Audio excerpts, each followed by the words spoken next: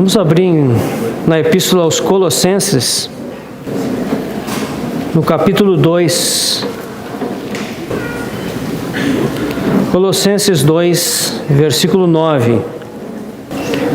Porquanto nele habita corporalmente toda a plenitude da divindade. Porquanto nele, Cristo, habita corporalmente toda a plenitude da divindade. Efésios 3:8. A mim, o menor de todos os santos, me foi dada esta graça de pregar aos gentios o evangelho das insondáveis riquezas de Cristo. E por fim, Filipenses, capítulo 3, versículos de 7 a 8. Mas o que para mim era lucro, isto considerei perda por causa de Cristo.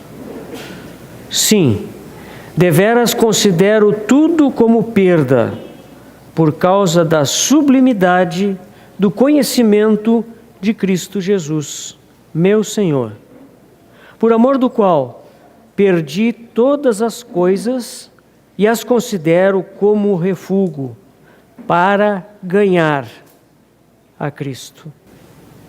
Eis-nos aqui novamente aos teus pés, Senhor. O que temos são poucos pães e peixes, 5 pães e 2 peixinhos. Mas, Senhor, nós pedimos que Tu os multipliques para que sejamos alimentados. Traz a Tua palavra do céu, Senhor. Encontra todos os nossos corações desejosos de receber de Ti. Fortalece-nos fisicamente, Senhor, mentalmente, e mantenha os nossos corações abertos para Ti mesmo. Fala conosco, Senhor. Nós queremos Te ouvir. Nós queremos receber a Tua palavra. E nos encomendamos às Tuas mãos, no nome do Senhor Jesus. Estamos compartilhando sobre esse versículo, tendo como tema esse versículo: até ser Cristo formado em vós. Já olhamos essa epístola de Paulo aos Gálatas e o seu contexto. A grande apreensão do apóstolo Paulo em relação à ameaça, à natureza do Evangelho. O Evangelho estava sendo ameaçado, porque Cristo estava sendo misturado com tradições, práticas judaicas. E, portanto, o Evangelho deixou de ser exclusivamente a pessoa e a obra de Jesus Cristo para conter algumas coisas em adição, alguns anexos importantes e necessários a Cristo. E Paulo sabe que o futuro disso é a ruína do Evangelho de Cristo. Por isso ele escreve essa carta. Cristo deve ser formado em nós. Paulo sente de novo as dores de parto. Isso é uma anormalidade. Toda mãe sabe que para gerar um filho, as dores de parto são uma só. Depois que o filho é gerado, como ter novamente dores de parto? Mas algo aconteceu na Galácia que era tão grave, que é como se tivesse que haver um retorno àquele momento. A própria natureza da vida cristã estava em consideração. E nós já vimos que, além de afirmar a gravidade disso, e de alertar a todos nós que vivemos hoje, para os perigos de misturar a Cristo alguma coisa, de misturar a Cristo alguma tradição, alguma doutrina, algum ministério humano, ele nos propõe aquelas 3 saídas que me parecem estar claras na epístola. A justificação pela fé, a filiação e a operação do Espírito que em nós habita e que é o instrumento pelo qual essa vida pode se manifestar em nós. Eu, hoje, nesta sessão, gostaria que nós focássemos na necessidade, meus irmãos, de nós contemplarmos a pessoa do Senhor. Já temos falado que todo o ministério do Espírito Santo, junto aos santos, a partir do momento em que o novo nascimento acontece, todo o ministério do Espírito Santo ele vai ser direcionado à formação de Cristo em nós. Acima de qualquer coisa, acima de qualquer detalhe, de qualquer operação específica, a direção do Espírito Santo é formar Cristo em nós. E para isso, uma coisa muito importante é que nós conheçamos o nosso Senhor. Que nós conheçamos a sua pessoa. Que nós tenhamos os nossos olhos abertos para Ele. Muitos de nós certamente fariam a pergunta, fariam a colocação, não é? Mas eu conheço o Senhor, eu fui salvo por Ele. Sim, todos nós temos algum conhecimento. Mas nós temos que lembrar o que diz o profeta Oséias. Ele nos insta a conhecer e prosseguir em conhecer o Senhor. Após termos conhecido o Senhor, nós devemos prosseguir conhecendo. E nós vamos empregar toda a eternidade para conhecê-lo em plenitude. Tão grande Ele é. Por isso, meus irmãos, todos nós precisamos conhecer o Senhor. Somente conhecendo a sua pessoa, o seu caráter, é que nós poderemos cooperar de forma inteligente e proveitosa com o mover do Espírito Santo em nós. Sem isso, nós corremos o risco de entender mal as circunstâncias que o Espírito Santo organiza ao redor das nossas vidas. Sem isso, nós podemos ser achados rejeitando aquelas disposições do Espírito Santo.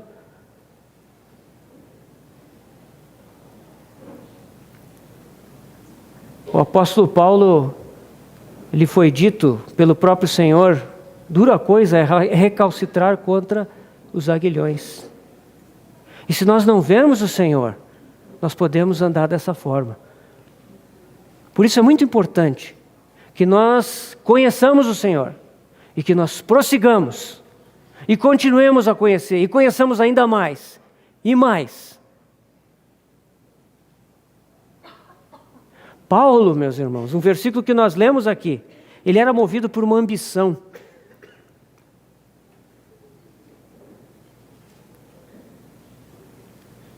Ele tudo considerou perda por causa de Cristo, por causa da sublimidade do conhecimento de Cristo Jesus. Paulo sempre mostra uma disposição de ferro. E é muito interessante, o irmão Sparks, num dos seus livros, ele pergunta por que o Senhor escolheu Paulo. Porque mesmo antes dele se render ao Senhor, aquele homem já manifestava uma disposição. Ele se tornou, por causa do zelo por Deus, um perseguidor do cristianismo, um perseguidor dos irmãos. Ele estava no erro, no engano, mas, irmãos, ele era totalmente sincero de coração. Ele estava integralmente convicto de que aquilo era a vontade de Deus. E que para a fé de Israel ser preservada, aquela heresia cristã precisava ser varrida da terra.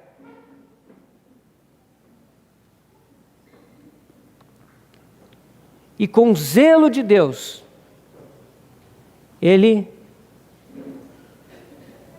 levou até as últimas consequências, se tornando um alucinado, ao ponto de arrancar as pessoas das casas, ao ponto de promover a morte de muitos irmãos.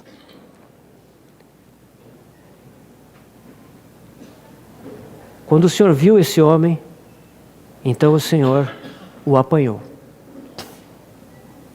E o Senhor sabia que provavelmente nenhum homem conseguiria reverter o curso de Paulo, de Saulo, na verdade. E por isso o Senhor o encontrou na estrada de Damasco. E aquele encontro revolucionou a vida de Paulo.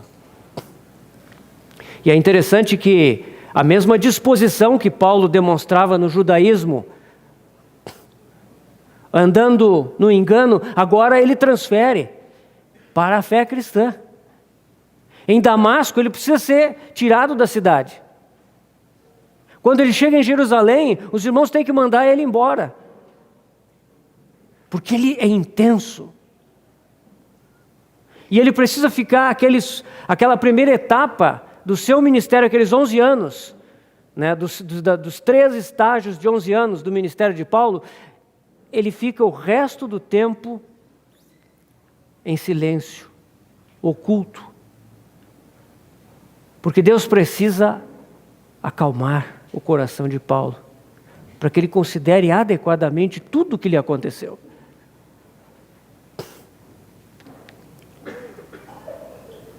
Nós sabemos, pelo que nós já vimos, irmãos, que Deus tem um senso de valor, né?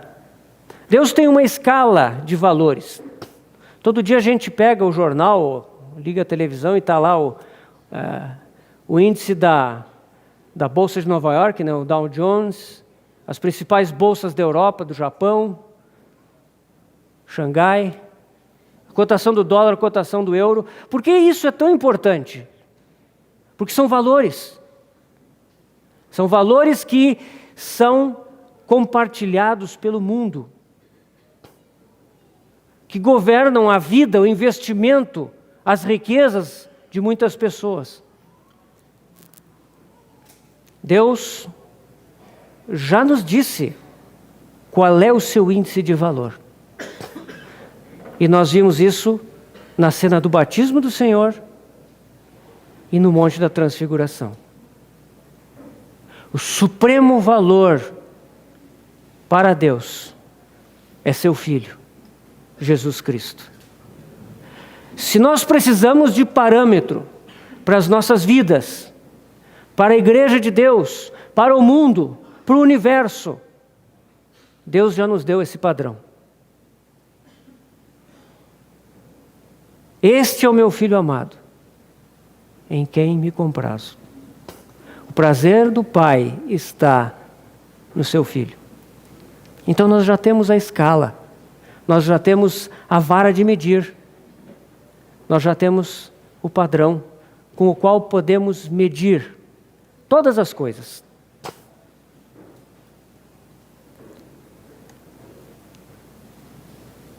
Lá em Apocalipse, no capítulo 1, versículos 1 e 2, A palavra de Deus nos diz assim, Apocalipse 1 e 2. Revelação de Jesus Cristo, que Deus lhe deu para mostrar aos seus servos as coisas que em breve devem acontecer e que ele, enviando por intermédio do seu anjo, notificou ao seu servo João, o qual atestou a palavra de Deus e o testemunho de Jesus Cristo quanto a tudo o que viu. Essa segunda parte, meus irmãos, é muito importante. Na primeira parte, o primeiro versículo, nós vemos que o livro de Apocalipse, ele contém uma revelação. É a revelação de Jesus Cristo. Claro, nós vemos no Apocalipse a revelação dos tempos do fim. Nós vemos a revelação do que vai acontecer. Nós vemos a revelação dos juízos que vão vir sobre essa terra. Nós vemos tantas coisas ali. Ao final daqueles juízos, da grande tribulação, nós vemos o Senhor Jesus vindo triunfantemente sobre essa terra com os seus santos, para inaugurar o reino milenar. E então vão começar 1000 anos de reino pessoal de Cristo sobre essa terra. Será a idade de ouro desse planeta. Satanás vai estar aprisionado, as trevas não irão operar, as capacidades humanas estarão no seu pico, no seu máximo. Será a idade de ouro. Isso tudo está escrito em Apocalipse, né? Mas acima de tudo, tudo isso tem a ver com Jesus Cristo. Todas essas coisas precisam ser vistas sob o prisma da pessoa de Jesus Cristo. É uma revelação muito ampla esse livro. É uma revelação tremenda. João, quando recebe essa revelação, certamente ele deve ter ficado atônito. 2 vezes nesse livro ele se prostra para adorar anjos e tem que ser corrigido. João já tem idade. E vocês imaginem ele recebendo toda essa revelação. No entanto, nós vemos no versículo 2 algo muito importante, que é a atitude de João em relação à revelação que ele recebe. Ele diz assim, que ele recebeu essa revelação de Jesus Cristo, que lhe foi notificada por intermédio do seu anjo. O que João fez? Escreveu e saiu dizendo para os outros? Não. O qual atestou a palavra de Deus e o testemunho de Jesus Cristo quanto a tudo o que viu. Meus irmãos, aqui nós temos algo muito importante. Qual é o teste, qual é o parâmetro pelo qual nós sabemos se qualquer revelação, qualquer mensagem, qualquer doutrina, qualquer ensino é de Deus? Como nós podemos saber? 2 coisas. Atestou a palavra de Deus. Toda revelação ela precisa do fundamento na palavra de Deus. Toda mensagem, toda doutrina, toda prática, ela precisa estar fundamentada na palavra de Deus. Mas não basta isso. Não basta isso. Ela precisa também ter o testemunho de Jesus Cristo. Meus irmãos, é muito importante que nós aprendamos a discernir o testemunho de Jesus Cristo. O irmão Sparks, ele uma vez ele se refere aos nossos sentidos naturais. Nós temos, né, o instinto do olfato, da visão, do tato, né, o paladar. Nós temos vários sentidos. E esses sentidos, eles nos ajudam a nos orientarmos, né? Se a gente passa por um lugar assim mal cheiroso, né? Um esgoto aberto, uma coisa, isso é repulsivo. E a gente sabe que esse cheiro, ele quer dizer que tem coisas ali apodrecendo, tem coisas ruins, então a gente se afasta daquele lugar. Isso é prejudicial. Isso são os nossos sentidos naturais que Deus nos deu. Mas nós temos sentidos espirituais. Quando nós recebemos a vida de Cristo, essa nova vida pelo Espírito Santo que em nós habita, essa vida quer se manifestar em sentidos espirituais. E assim como nós temos visão, como nós temos tato, paladar, olfato, como nós temos esses sentidos todos, nós devemos ter sentidos espirituais. E qual é o principal, qual é a suma de todos os sentidos espirituais que nós podemos ter? Testemunho de Jesus Cristo. De maneira, irmãos, que quando nós nos achegamos a uma situação, nós podemos perceber: o Senhor Jesus está aqui? Se Ele está, eu estou. Se o Senhor Jesus não está aqui, eu não devo estar aqui. Sentido espiritual, o testemunho de Jesus Cristo. Mas, irmãos, como nós precisamos conhecer a pessoa do nosso Senhor, porque só conhecendo a Ele, conhecendo o seu caráter, a sua pessoa, é que nós vamos poder entender o que é isso, o que é o testemunho de Jesus Cristo. Quais são as coisas que dão testemunho dele? Quais são as pessoas que dão testemunho dele? Muitas vezes nós encontramos pessoas e nós sentimos essas pessoas fechadas. Nós sentimos às vezes hostilidade. Isso pode nos mostrar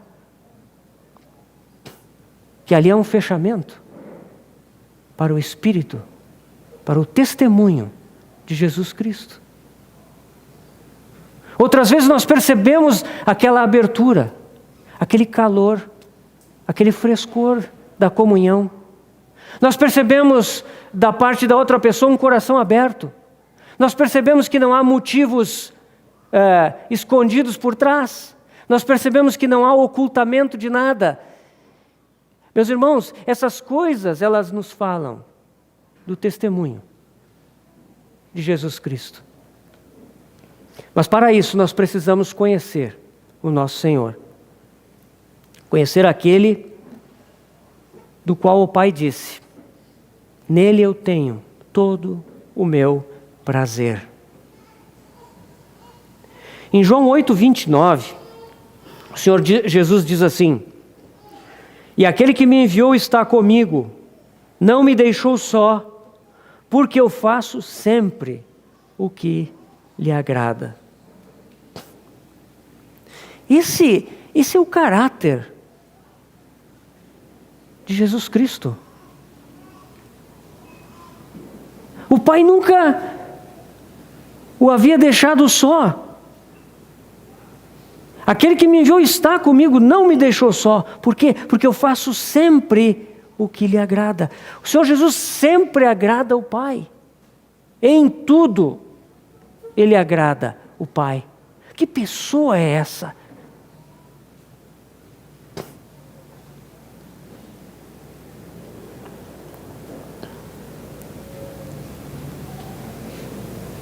Paulo abandonou sem pestanejar a sua carreira, logo que ele viu quem o havia chamado.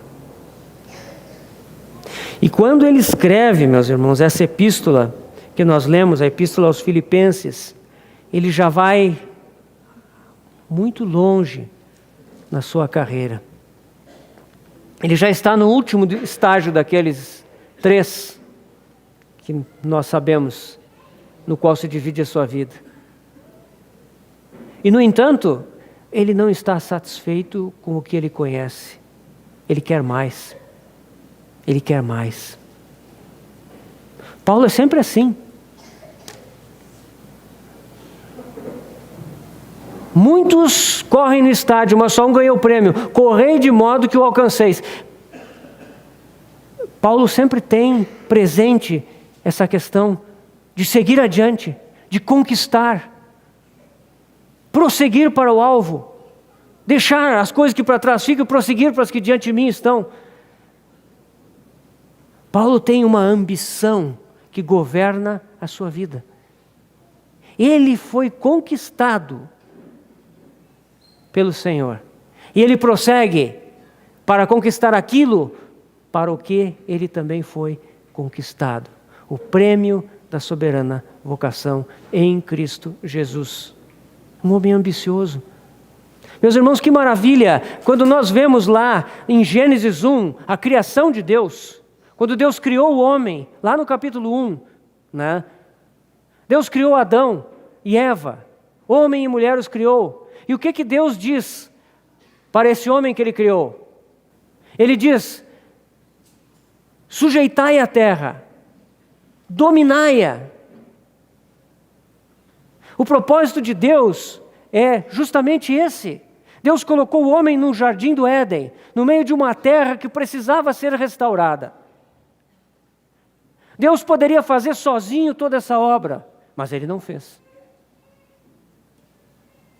Deus é um ser tão cheio de amor.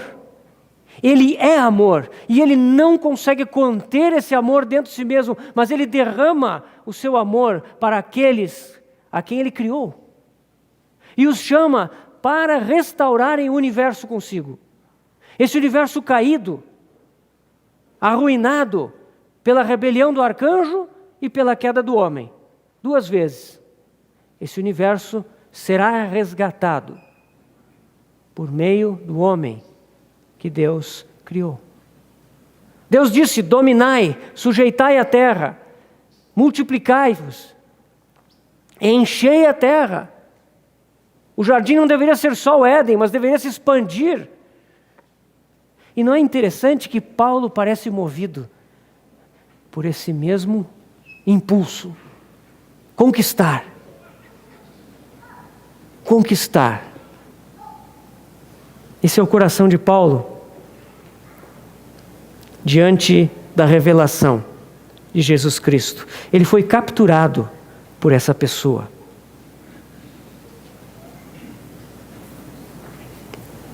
Nós temos outros exemplos, talvez não tão dramáticos como o caso de Paulo, mas Maria, lá em Lucas 10, Maria, irmã de Marta, nos é apresentada. Nós estamos falando, irmãos, em contemplar o Senhor. Nós precisamos contemplá-lo, conhecê-lo, nos deter diante dele, saber quem ele é. Meus irmãos, nós somos muito versados em conhecer o Senhor em termos das nossas necessidades. Então nós conhecemos o Senhor Jesus, o nosso Redentor, o nosso justificador, o nosso santificador, o nosso abençoador, aquele que cura as nossas enfermidades, aquele que liberta as nossas vidas. Que maravilha isso tudo! Isso é maravilhoso e o Senhor é tudo isso mesmo. Mas nós precisamos de um outro tipo de conhecimento do Senhor. Conhecer a sua pessoa. Conhecer quem Ele é. Conhecer a sua voz. Conhecer o seu comportamento. A maneira que Ele se relaciona com os outros. As atitudes que Ele tem diante das situações, as maneiras que Ele reage diante de diversas situações. Nós precisamos conhecer o Senhor como uma pessoa. Não apenas como aquele que fez tanto por nós. Sim, que maravilha! Ele fez tudo por nós. Isso nos dá descanso, isso nos dá alegria, isso fortalece a nossa fé. Mas para que sejamos formados, para que Cristo seja formado em nós, precisamos conhecer a sua pessoa. Quem é esse Jesus? Maria recebeu Jesus em casa. Maria certamente não era preguiçosa. Marta também não. Quando o Senhor Jesus chegou lá, isso está em Lucas 10, 38,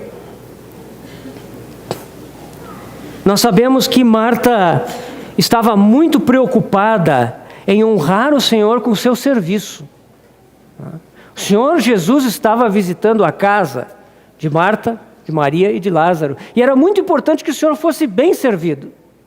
E certamente Marta estava ocupada com todos os arranjos necessários a organizar a refeição, de maneira que o Senhor Jesus fosse servido da melhor maneira possível. Que coisa maravilhosa! Isso em si não é ruim. Mas Maria quedava-se assentada aos pés do Senhor a ouvir-lhe os ensinamentos. Nós não devemos pensar que servir é errado e ficar sentado escutando é certo. Mas nós devemos entender, irmãos, que quando a pessoa do Senhor está diante de nós, nós temos que nos aquietar. Maria foi capturada por aquela pessoa. Maria viu o valor do Senhor Jesus. Ela viu aquele homem, ela viu aquelas palavras, ela viu aquele comportamento, ela viu os olhares do Senhor, ela viu o seu proceder, e ela viu ali um homem extraordinário. E ela não pôde fazer outra coisa do que se assentar diante daquele homem e ficar ouvindo o que ele dizia. Os olhos de Maria foram abertos, o seu coração foi capturado. Nós podemos até dizer, irmãos, que diferente da forma como o Senhor capturou o apóstolo Paulo, mas é outra forma da mesma coisa. Ela foi cativada pelo Senhor.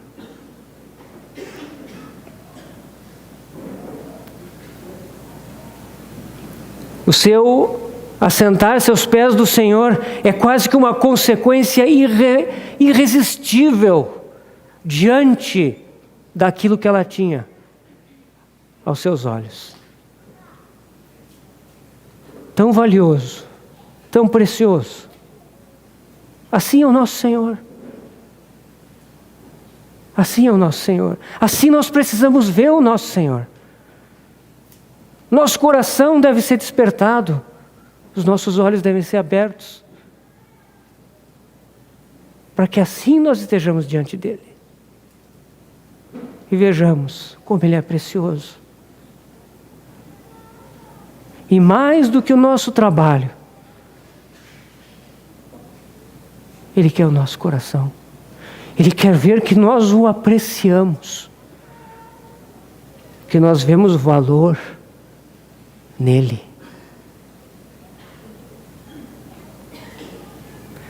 Todo aquele que assim percebe o Senhor e se prostra aos seus pés, vai ser perseguido.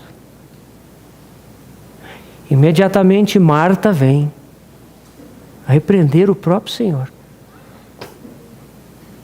Senhor, tu não vês? Eu estou aqui fazendo todo o serviço. E a minha irmã está aí. Manda que ela venha ajudar-me. Respondeu o Senhor: Marta, Marta, andas inquieta e te preocupas com muitas coisas. Entretanto, pouco é necessário, ou mesmo uma só coisa. Maria, pois, escolheu a boa parte, e essa não lhe será tirada. A boa parte. Apreciar o valor do Senhor. Isso tem recompensa eterna. Não lhe será tirado. Que preciosidade, irmãos. Mais adiante, nós não vamos ver muito Maria na Bíblia, alguns episódios, e mais adiante nós a vemos lá em João 12, numa situação bem diferente.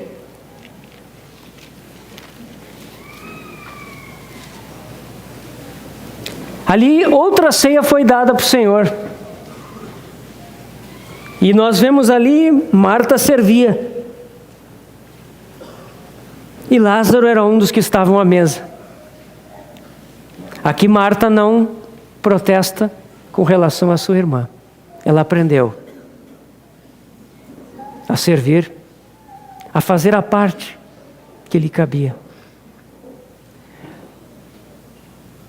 Mas mais uma vez, Maria é usada pelo Espírito de Deus. Ela dispõe o seu coração e ela se torna instrumento de algo muito sublime. Ela de novo não está servindo, talvez tenha servido antes, não sabemos. Mas ela não está servindo na cena que nós temos aqui. Ela toma um vaso com uma libra de bálsamo de nardo puro muito precioso, e unge os pés de Jesus, e os enxugou com seus cabelos. E encheu-se toda a casa com o perfume do bálsamo. Meus irmãos, se naquela primeira ocasião que Lucas registra, Marta percebeu o valor da pessoa do Senhor, a sua preciosidade, nessa vez aqui, ela não está de mãos vazias. Ela traz algo que ela tem de muito precioso. Provavelmente um perfume guardado para suas bodas, que lhe custou muito caro. E ela unge os pés do Senhor. E daquele ato de devoção e de amor, nos é dito que toda a casa se encheu com aquele perfume. Devoção, valor. Maria viu o valor do Senhor, a preciosidade, a formosura, a graça. Meus irmãos, mais uma vez, a perseguição vem em seguida. A perseguição vem dos da família. A perseguição vem dos próprios discípulos do Senhor Jesus. Foi Judas quem começou, mas todos concordaram. Que desperdício! Esse perfume poderia ter sido vendido e o valor dado para os pobres. Que desperdício, meus irmãos! É impressionante. Os discípulos estavam alheios. Eles estavam andando com o Senhor, estavam vendo o Senhor, mas eles estavam alheios ao valor do Senhor.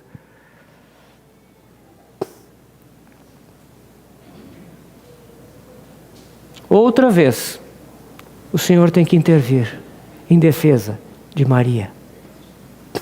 Parece que essas duas cenas são tão semelhantes. E ele diz: deixai-a. Ela fez isso para o meu sepultamento. Porque os pobres sempre os tendes convosco, mas a mim nem sempre me tendes. E num dos outros evangelhos, eu não lembro agora qual, irmãos, o Senhor, algumas palavras que não estão aqui em João são ditas pelo Senhor Jesus.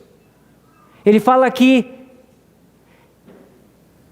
quando for pregado este evangelho em todo o mundo, este fato será contado para a memória dela. Os irmãos percebem. Vocês percebem, irmãos? Apreciar o Senhor. Apreciar o valor do Senhor. Como nós precisamos ter um coração como o de Maria. Que o Senhor faça isso. Que o Senhor abra os nossos olhos e desperte os nossos corações, para que nós sejamos aqueles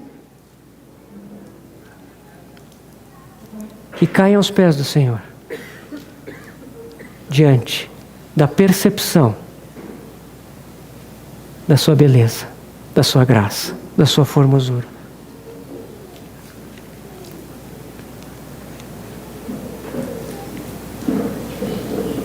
Nós já vimos alguns outros exemplos. Em João 7, no capítulo 32, o irmão Romeu já mencionou aqui, os guardas. O Senhor Jesus estava discursando no templo e os guardas do templo, mandaram a guarda prender a ele.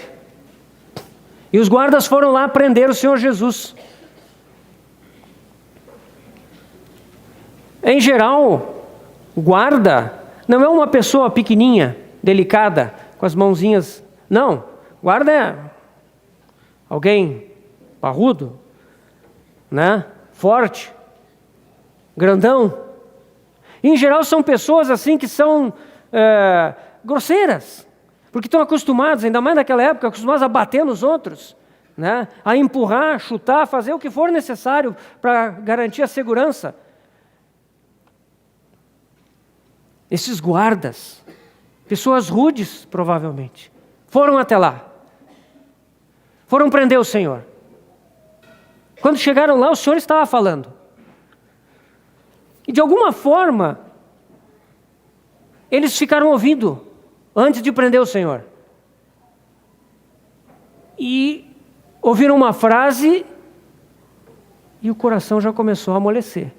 Ouviram outra frase e ficaram ouvindo. Sabe-se lá quanto tempo ficaram ouvindo. E voltaram.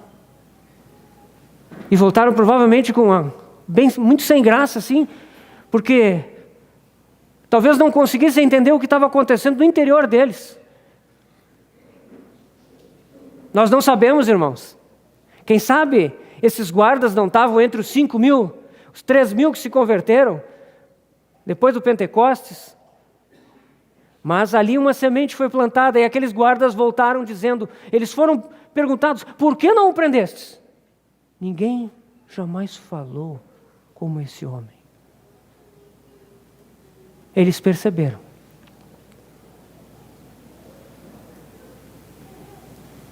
O apóstolo João, no início do seu evangelho, estamos citando muita coisa de João,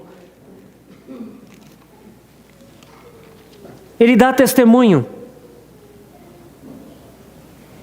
quanto a este homem Jesus. No princípio era o Verbo, e o Verbo estava com Deus, e o Verbo era Deus. Ele estava no princípio com Deus.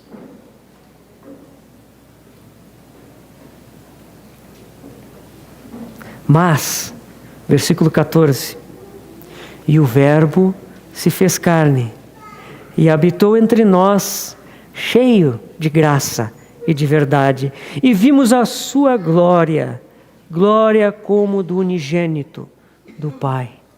Esse é o testemunho de João. O Verbo se fez carne e vimos a sua glória. Quando termina o seu evangelho, tem uma porção que eu gosto muito desse trecho. É um testemunho.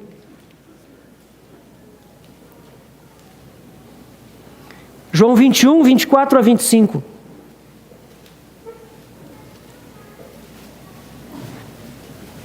Final do Evangelho de João. Este é o discípulo que dá testemunho a respeito destas coisas e que as escreveu. E sabemos que o seu testemunho é verdadeiro. Há, porém, ainda muitas outras coisas que Jesus fez. Se todas elas fossem relatadas uma por uma, creio eu, que nem no mundo inteiro caberiam os livros que seriam escritos.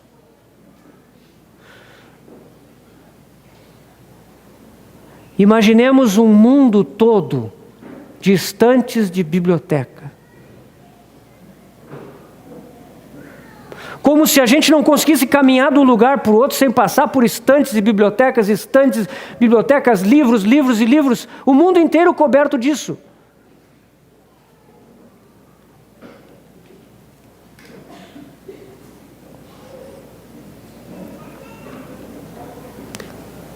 Relatar todas as coisas que Jesus fez não caberia nessa biblioteca.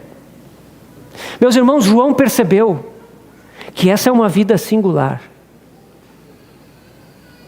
Jesus é tão rico, Jesus é tão fiel ao Pai, tão obediente, que os seus menores gestos,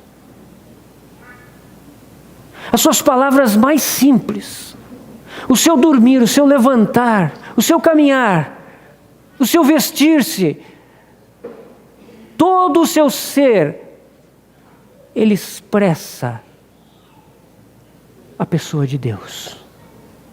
Todo o seu ser expressa a glória de Deus. O Senhor Jesus é uma pessoa sem igual. Como nós devemos contemplá-lo? Como nós devemos cair por terra diante dele e saber quem ele é, irmãos?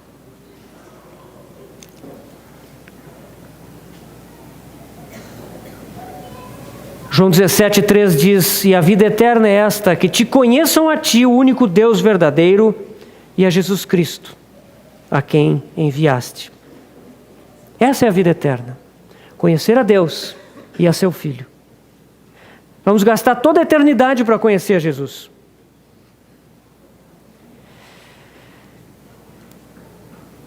No livro de Cantares, no capítulo 5, nós temos uma expressão de apreciação pela pessoa do Senhor. Cantares 5, Cântico dos Cânticos. O versículo 10 diz, a esposa diz: o meu amado é alvo e rosado, o mais distinguido entre 10.000. Depois daqui vem toda uma descrição. Mas eu quero terminar só com o versículo 16. O seu falar é muitíssimo doce. Sim, ele é totalmente desejável. Tal é o meu amado, tal o meu esposo, ó filhas de Jerusalém. O seu falar é muitíssimo doce. Ele é totalmente desejável. Possa ser essa a nossa atitude diante do Senhor, irmãos. Vê-lo e descobrir que Ele é totalmente desejável. O seu falar é muitíssimo doce. Quão precioso Ele é. Quão maravilhoso. Ele merece que nós nos assentemos aos seus pés só para contemplá-lo. Ele merece que nós entreguemos tudo para Ele como aroma suave. Ele merece que nós nos apresentemos como um sacrifício vivo, santo e agradável, para o seu inteiro prazer.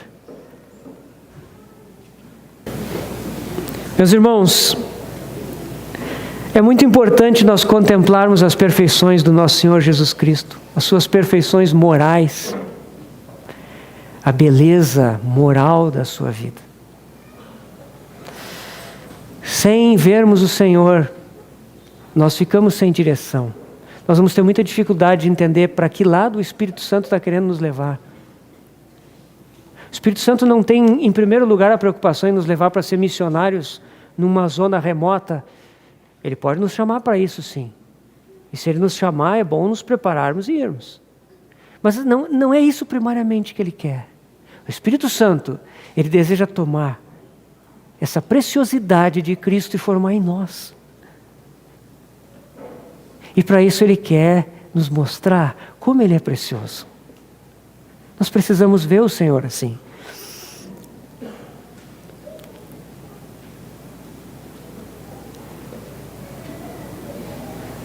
Nós começamos a ver a preciosidade do Senhor na encarnação. Quem é este homem, Jesus Cristo? Ele é Deus. Ele é o Deus eterno. Todos nós começamos a existir quando surgimos nesse mundo.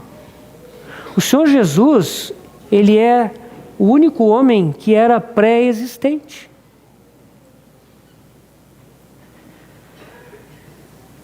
Ele é desde o princípio. No princípio era o Verbo, Ele já estava lá. Mas, no entanto, o Senhor entrou na humanidade. Ele não julgou como usurpação o ser igual a Deus. Ele não julgou que o ser igual a Deus era algo ao qual ele tivesse que se aferrar, guardar para si. Pelo contrário, antes a si mesmo se esvaziou.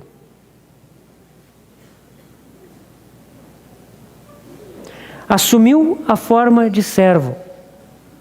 Ele não se esvaziou da sua divindade, meus irmãos.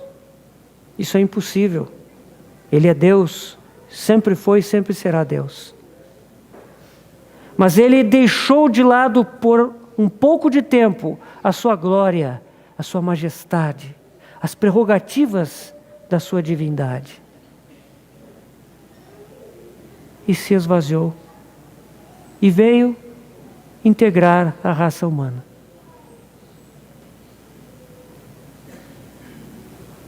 Isso simplesmente é algo que não é possível compreender. Como o Deus eterno, o Criador do universo, como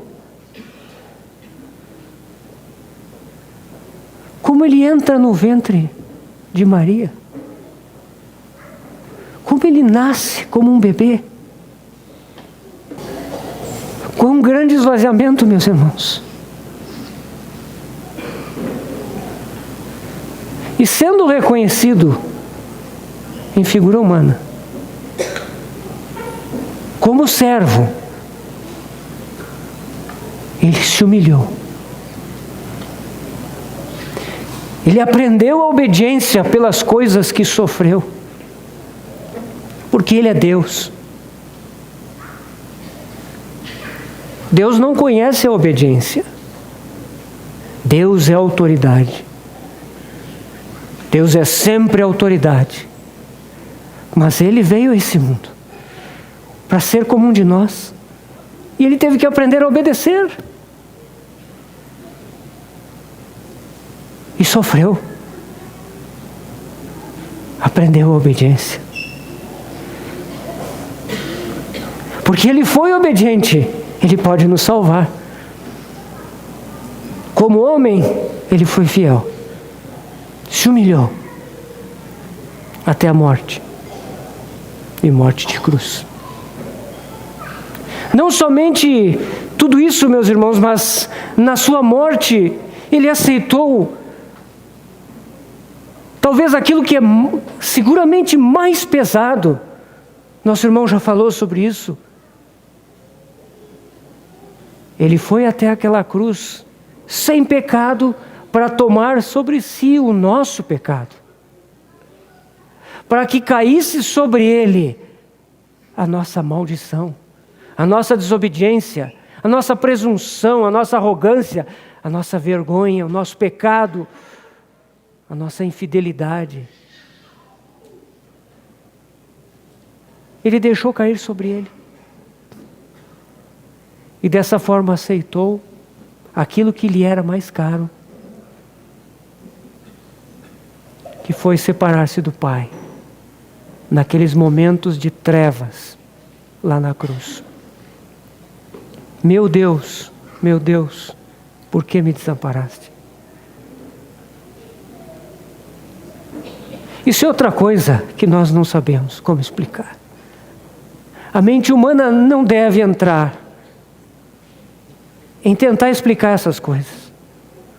Como Deus, como a Trindade, por alguns momentos, se rachou, se separou por amor de nós, irmãos.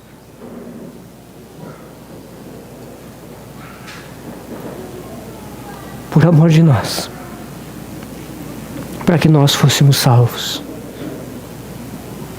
Meus irmãos, eu vou ter que parar nesse momento, e talvez amanhã a gente vai continuar um pouquinho nisso. Mas como nós precisamos contemplar o nosso Senhor. Como nós precisamos nos aquietar.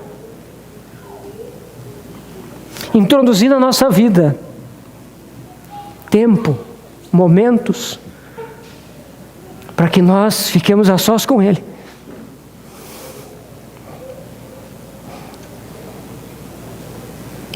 Momentos em que nós não vamos para Ele para pedir pelas nossas muitas necessidades, mas momentos em que nós vamos para Ele para vê-lo,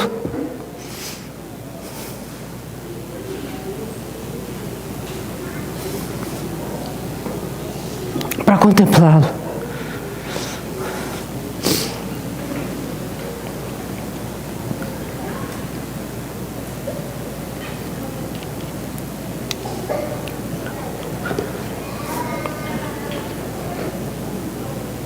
O seu falar é muitíssimo doce. Ele é totalmente desejável. Esse é o nosso Senhor.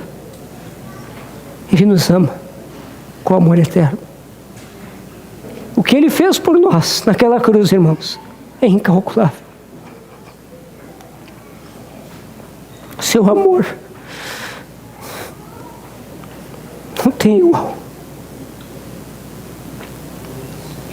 Que o Senhor possa conquistar os nossos corações. Que nós possamos vê-lo como Ele é. E que vendo Ele assim, o Espírito Santo possa nos transformar. A imagem e semelhança do nosso Senhor. Vamos orar.